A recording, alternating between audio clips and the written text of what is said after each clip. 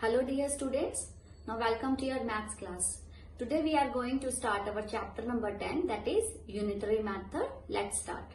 Now we are starting the chapter 10, that is unitary method.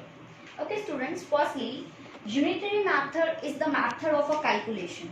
Why we use the unitary method? We use the unitary method for the calculation. And also the word unit word is there in the word unitary, so unit means one. ठीक है, तो हम it is basically a method of one, मतलब जब भी हमें किसी एक चीज की वैल्यू निकालनी होती है we always use the method that is the unitary method. And the basic mathematical functions used in unitary method are multiplication and division.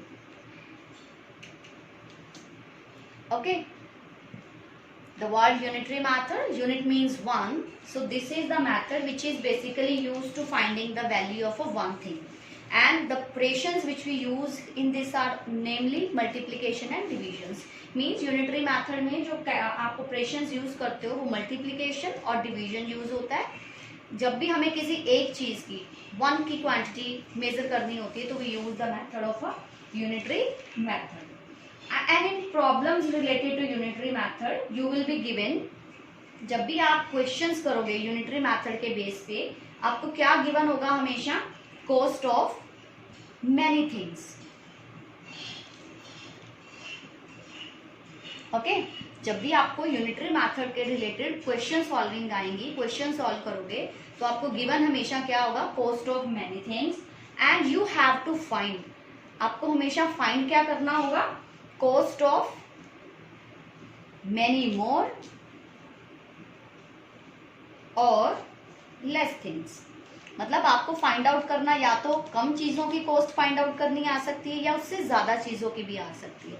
But उसके लिए बेसिकली आपको हमेशा क्या करना पड़ेगा? पहले आपको वन की कॉस्ट ही निकालनी पड़ेगी, तभी आप एक की कॉस्ट पता होगी, तभी आप ज्यादा की या कम की कॉस्ट निकाल सकते हो. Okay, once again I am repeating for you कि in the problems related to unitary method, जब आप क्वेश्चंस करोगे यूनिटरी मैथड के, so you will be always given, आपको गिवन होगा कॉस्ट ऑफ मेनी थिंग्स, भी बहुत सारी चीजों की आपको कॉस्ट बताई जाएगी. यू हैव टू फाइंड, आपको हमेशा फाइंड आउट क्या करना होगा? कॉस्ट ऑफ मेनी मोर और लेस थिंग्स, भी ज्यादा चीजों की कॉस्ट भी निकालनी आ सकती है और कम की भी. एंड फॉर डूइंग दिस सबसे पहले आप क्या मूव करोगे? आप हमेशा मैनी से वन की तरफ मूव करोगे. जब आपको मैनी, बहुत सारी चीजों की कॉस्ट गिवन होगी तो उस गिवन से आप हमेशा सबसे पहले वन, एक चीज की कॉस्ट निकालोगे, फिर वन से आप अगेन किस पे जाओगे? मैनी पे जाओगे. ठीक है, पहले आपको many cost of many things are given to you, पहले आप एक चीज की कॉस्ट निकालोगे, वन की निकालोगे, फिर वन से आप किस पे जाते हो? अगेन मैनी पे जाते हो. ठीक है, now we will solve one question so that you understand it more better. Now students, let's do one example that you are given the cost of 8 books. 8 books cost is ₹80. 8 books की cost क्या है? ₹80 है. आपको 5 books की cost find out करनी है. मैंने अभी आपको समझाया था, आपको given हमेशा क्या होगा?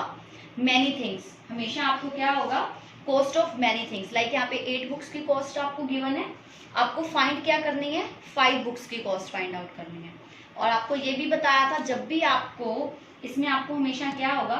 मैनी, मतलब आपको ज्यादा की कॉस्ट गिवन होगी, मैनी से आप हमेशा वन पे जाओगे, देन वन के बाद अगेन आप किस पे जाते हो? मैनी, जितनी आपको फाइंड आउट करनी बताई जाती है. मैनी मीन्स अब आपको 8 बुक्स की कॉस्ट गिवन है, 8 बुक्स से आपको सबसे पहले किसकी कॉस्ट निकालनी है? वन बुक की. 8 बुक्स की कॉस्ट आपको मालूम है, आपको फाइंड क्या करनी है? वन बुक की कॉस्ट. अब वन बुक की कॉस्ट, जब भी स्टूडेंट्स आप ज्यादा से कम जाओगे, जब भी आपको ज्यादा से कम जाना है, रिमेंबर इट कि आपको हमेशा डिवाइड करना है. तो भी आपको क्या निकालना है यहाँ पे? Cost of one book.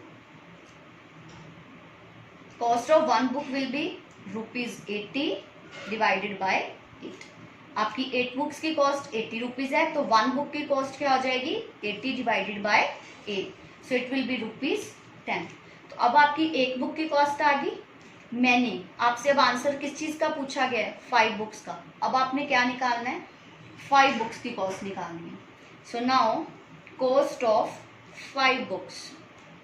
5 books की कॉस्ट क्या हो जाएगी, एक बुक ₹10 की है तो 5 बुक्स कितने की हो जाएंगी, मल्टीप्लाई 5 मीन्स ₹50 की आपकी क्या आ जाएंगी, 5 बुक्स आ जाएंगी। रिमेंबर वन मोर थिंग, ज्यादा से कम आओगे, 8 बुक्स थी, 1 बुक पे आए तो क्या किया, डिवाइड, ज्यादा से कम आओगे तो डिवाइड करोगे, कम से ज्यादा जाओगे। अब आपको एक बुक की कॉस्ट पता थी, 5 पे जाना था तो आपने क्या किया, मल्टीप्लीकेशन किया।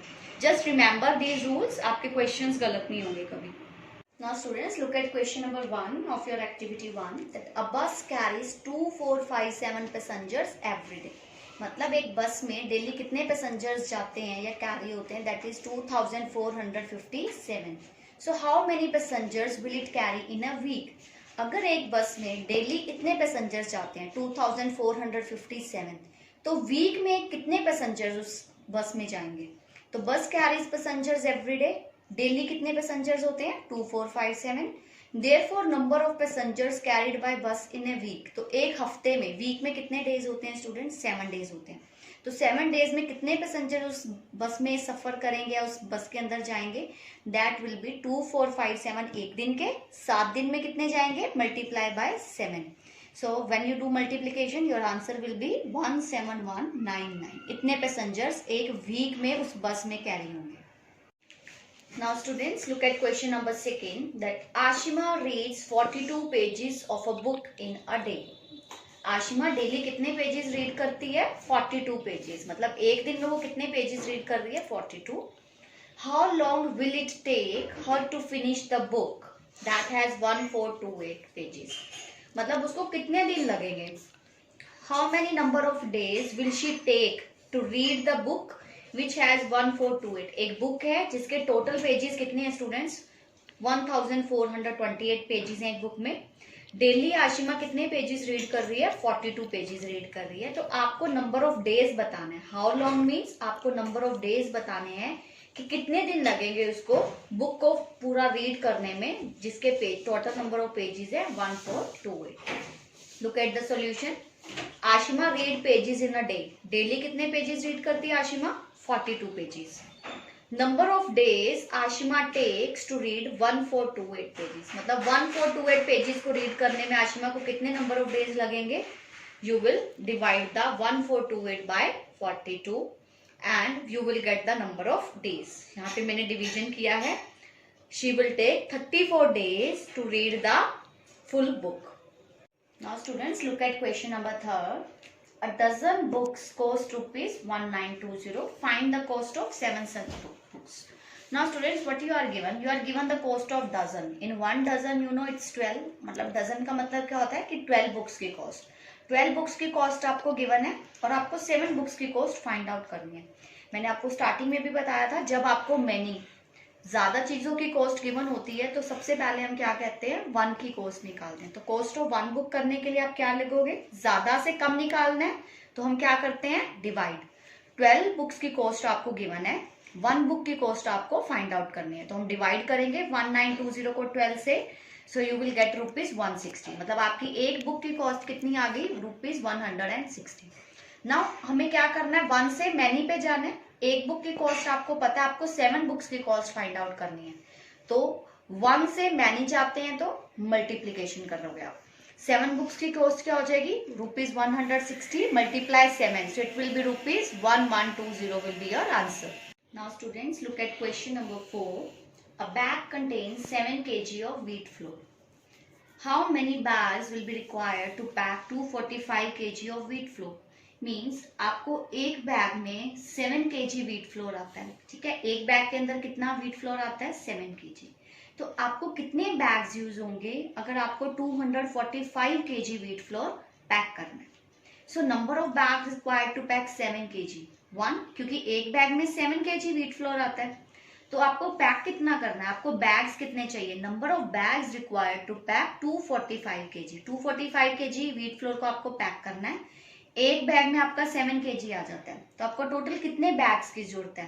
तो इसमें हम क्या करेंगे, 245 डिवाइड बाय 7, इससे हमें ये पता लग जाएगा 35 बैग्स में 245 kg व्हीट फ्लोर पैक हो जाएगा।